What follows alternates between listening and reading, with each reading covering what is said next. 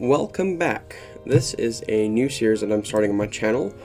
I am just calling this Climbing the Ranks. So what it basically means is that I'm going to be climbing the ranks on Magic the Gathering Arena and just testing out good decks that are like in the meta or that are doing really good compared to the other decks, and like just pure samples, like just to see how well the deck can actually do compared on what the people or like stuff actually says about the deck. So like, let's say you were running like a mono red aggro deck. That deck's been around forever. It's really good, well, historically anyways, and people say, oh, it has like a 22% win rate. That's not correct. It has a lot more than that. It's a way better deck than that.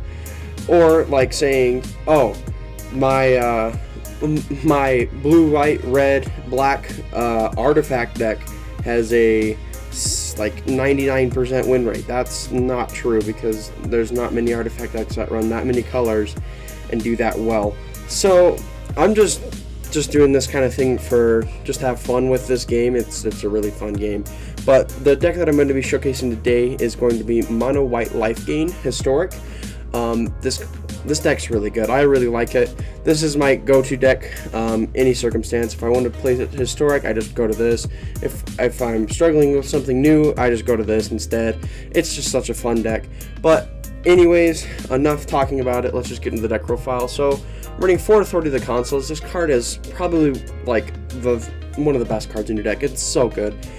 Creatures your opponents control at the end of the battlefield tapped, which is already crazy enough. So it shuts down any haste aggro decks such as mono red and some green decks. It just completely shuts it down, and it's really awesome. And then whenever a creature enters the battlefield under opponent's control, you gain a life. It just ties into the deck even more. It's even crazy. I'm running 4 Healer's Hawk. This card is pretty good because this deck struggles with flyers quite a bit. So any like angel decks, any blue decks that have like flyers, or even red decks with dragons, it struggles against it because it just can't block any of them, and this card helps it so you don't die immediately. And it has lifelink for a 1-drop, which is really good. I'm running 2 Leonin Vanguard. This card is okay, and it's really good in the right circumstances. If you have 3 or more on the beginning of your combat, if you control 3 or more creatures, it gets +1/+1 until the end of turn, and you gain a life. This card's good if you have 3 or more creatures, especially if one of those creatures is being a Johnny's Primate. That card's really good with it. But other than that, it just kind of sits in the battlefield and does nothing, which is why I only run 2 copies of it. And 4 Soul Warden. This is probably the best creature card in your deck. It's so good. It's whenever another creature enters the battlefield, you gain a life, which is any player. So any player who plays a card, like a creature card, you gain a life, which is crazy. It pairs really well with all the other cards. That's all the 1-drops I'm running. For the 2-drops, I'm running 4 Johnny's Primate. This card is basically the heart and soul of your deck. It's a really good card. Whenever you gain life, put a +1/+1 on it. It's counter on it. It's so good, and it's so simple. All your stuff gains life for you, basically. So this thing can just keep going up and up. And I'm running 4 Daxos. I like this card better than any of the other ones that, like, whenever a creature enters the battlefield, you gain a life. It's like Impassioned Orator. This card's so much better because its toughness is equal to devotion to white, but that's not the reason why I run it over those cards. The reason why I want it is because whenever another creature you control enters the battlefield or dies, you gain a life. So if you get board wiped or something, you'll get a lot more life off of it as well. On to the 3-drops. 4 Heliod. This card's a really good card. It's indestructible. All of the gods out of the Theros set is really, like, they're just indestructible. As long as your devotion to white is less than 5, Heliod is not a creature. That's really doesn't come up a whole bunch. It comes up when you have like a bunch of life, like a bunch of devotion, and it just becomes like a big thing. But its main ability, this ability is crazy. Whenever you gain life, put a +1/+1 counter on target creature or enchantment you control. So any of your creatures, it's a Johnny's Primate for any of your creatures, which is just crazy. And what I like about this card is that it pairs with itself. That's what I think that most good cards should be, is cards that pair with itself. What I mean by this is that its second ability is you can pay 1 generic, 1 white, another target creature gains lifelink. So you'll be gaining life, and you'll be able to put +1/+1 counters off of it, which is a really nice card. Linden, 2 Linden, it's okay. It's not the best. It gets kind of bricky sometimes because all of your stuff is little, and it's okay if you just attack with it. It basically does nothing, but if you have a bunch of other things like Pride Mate and stuff, it's really, really nice to have out there. And one Book of the Exalted Deeds, this new card, it's banned in Standard for a completely, it's a funny reason, because there's no land destruction for Faceless Haven. But anyways, at the beginning of your end step, if you gain 3 or more life, you get a 3/3 White Angel with creature token with flying. I like this better than Griffin's Area or anything like that. I just think it pairs well with itself, and then if I can exile for 3 white, and it just gives me an enlightened counter on it, which makes me can't lose the game and my opponents can't win the game. So it's a really good card. I mean, it's not good as a sense of, like, I don't really like it as much as I would, because it's gaining 3 or more life to create something. It's a certain requirement to create something that's okay, but I like the second effect where you can make an enlightened counter on it. It's really, really nice. I'm running 3 Conclave Tribunal. I used to run 4 of it, but I like it at 3. It's a exile non-land permanent, and it convokes, which is just crazy. It's a really, really nice card. Well, an opponent controls. Exiles one that your opponent controls, obviously. And then 3, Ajani Strength of Pride. This card's really, really good.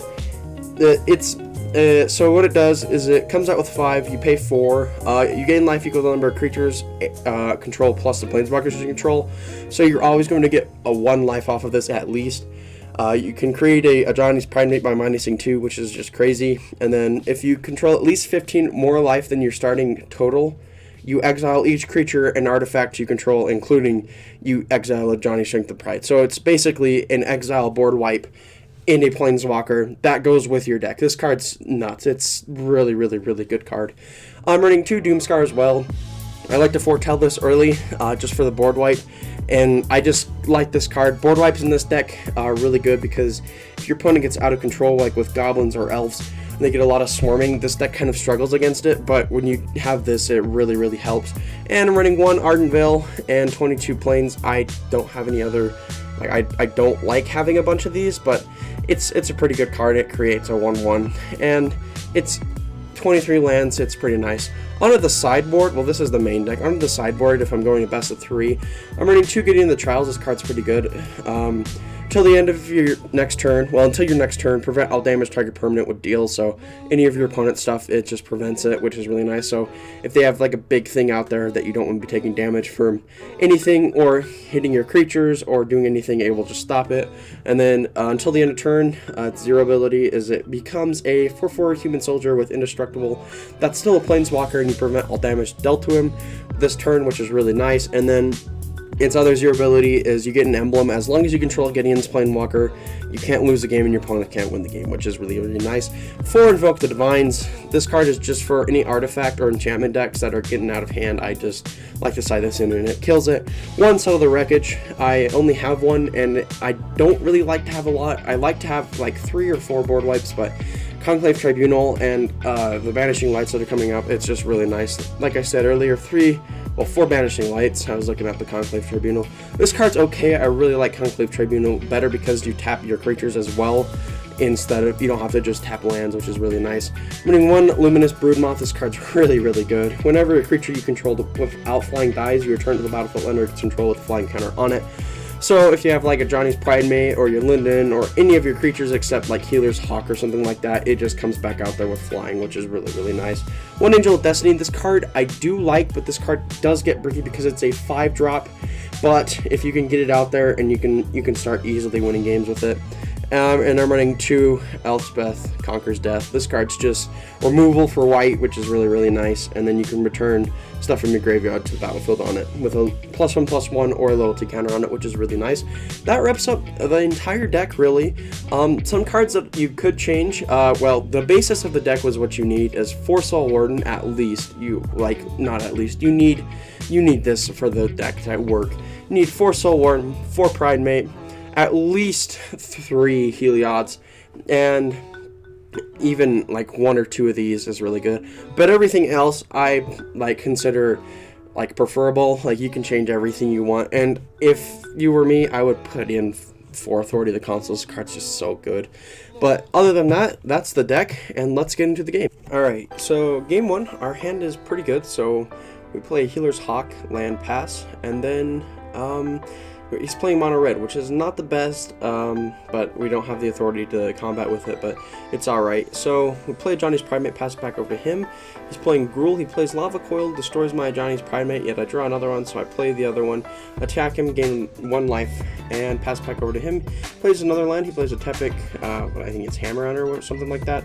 I play my Leonin Vanguard, and I foretell my Doomscar, gaining some more life, attack with both, and pass back over to him, and he's thinking about what he's going to do, and he scoops. That was a really easy game 1. Game 2, I have a really good hand. I play Authority of the Consoles, pass. We have a mirror match here. He plays Soul Warden, pass back over to him, play Healer's Hawk. He plays Primate, and he's going to get a trigger off the Soul Warden, but I get more triggers.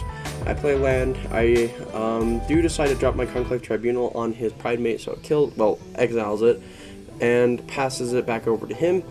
And he's thinking about what he's going to do. He plays the Alseid. I used to run this card, but I found it a little bit bricky.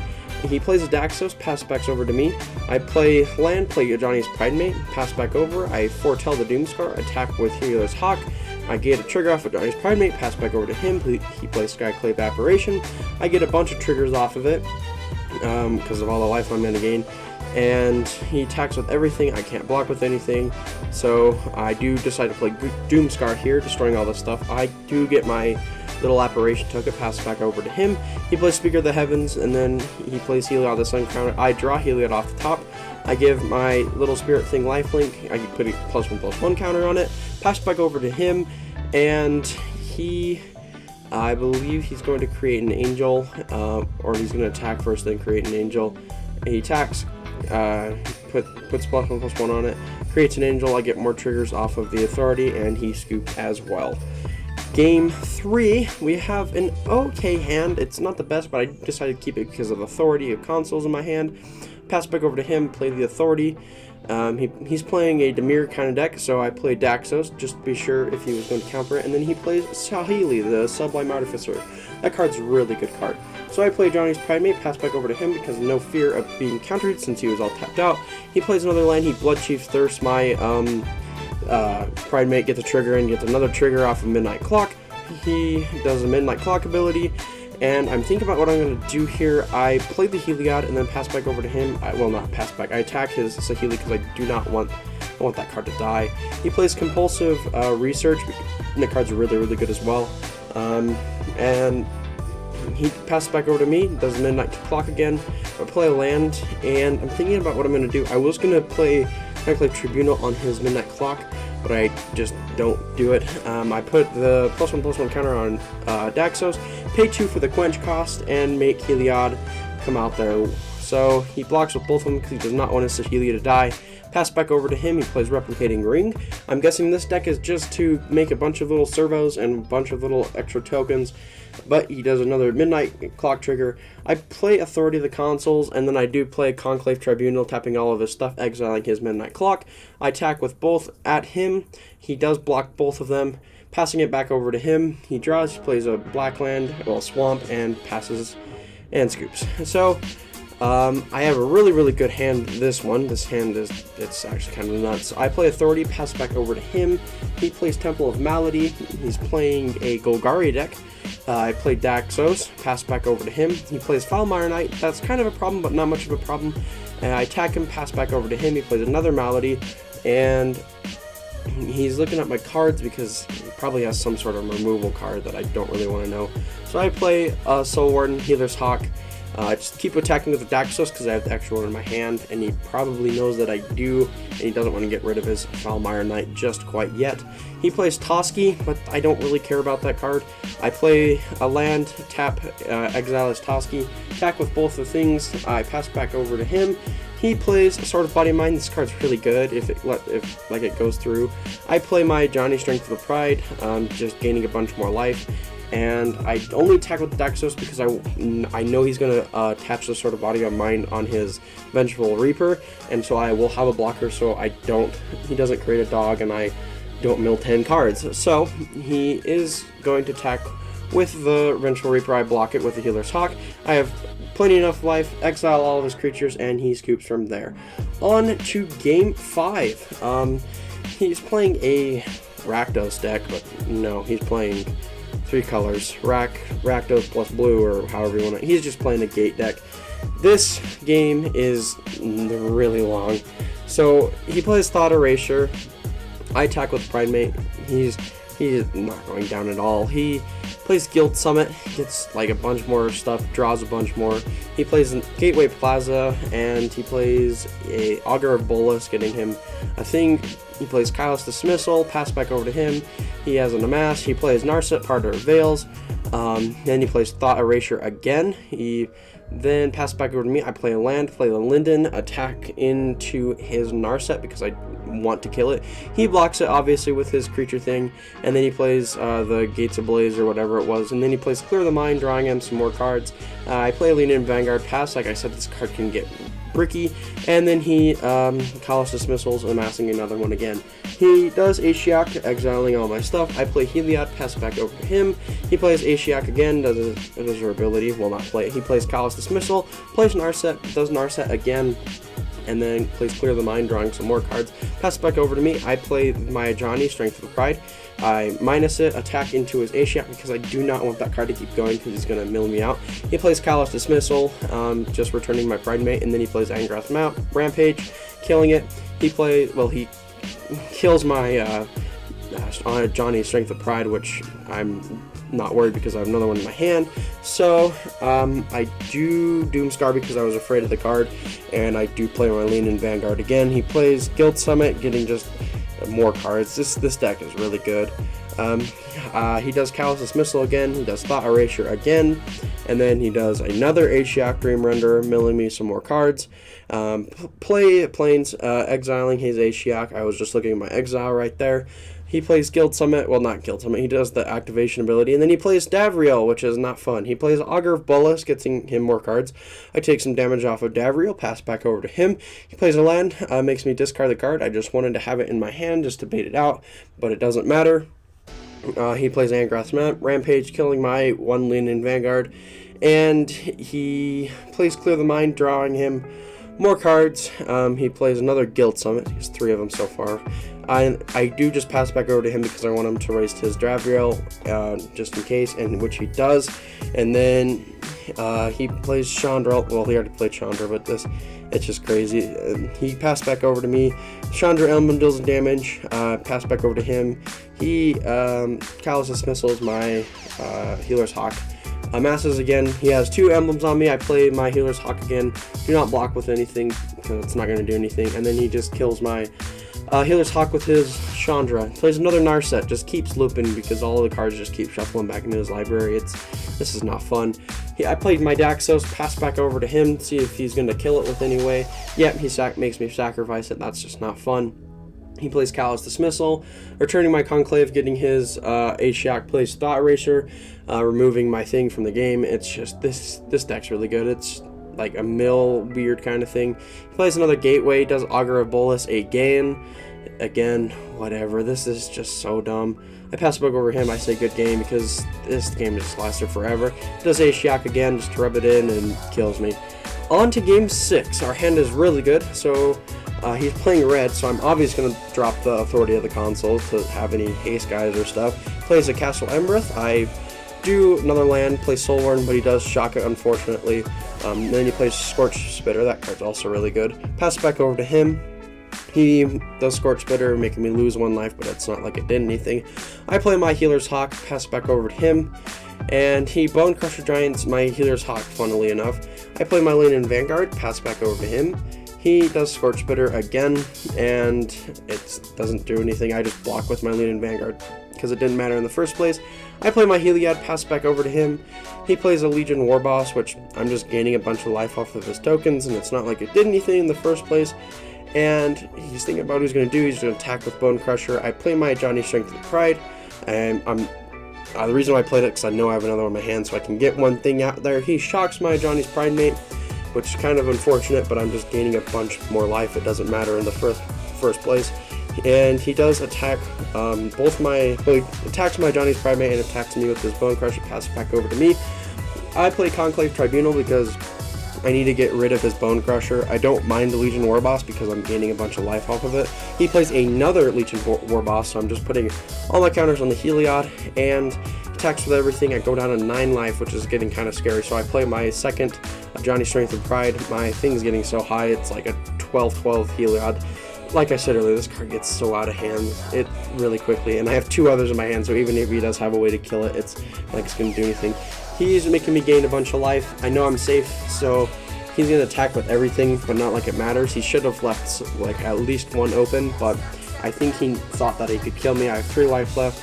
I say good game, and he scoops from there. Game 7.